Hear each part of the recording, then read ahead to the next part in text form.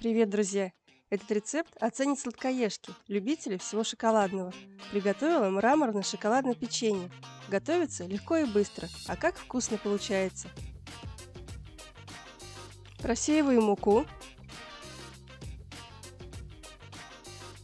какао,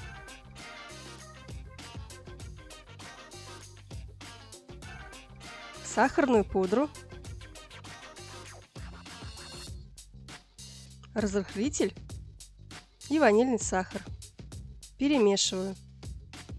Кстати, степень сладости можно регулировать по своему вкусу, если сахарную пудру добавить меньше указанного в пропорциях.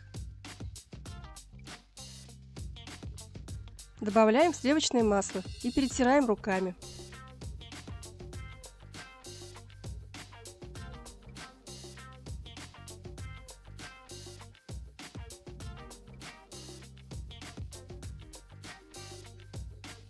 Теперь в отдельной посуде взбалтываем куриные яйца. Добавляем их к тесту. Перемешиваем сначала ложкой,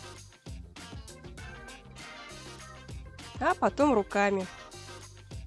Тесто будет липнуть к рукам, поэтому можно руки слегка смочить водой.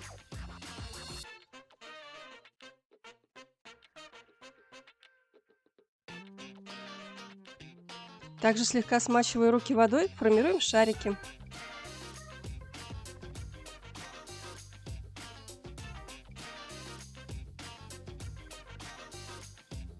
Обваливаем их в сахарной пудре.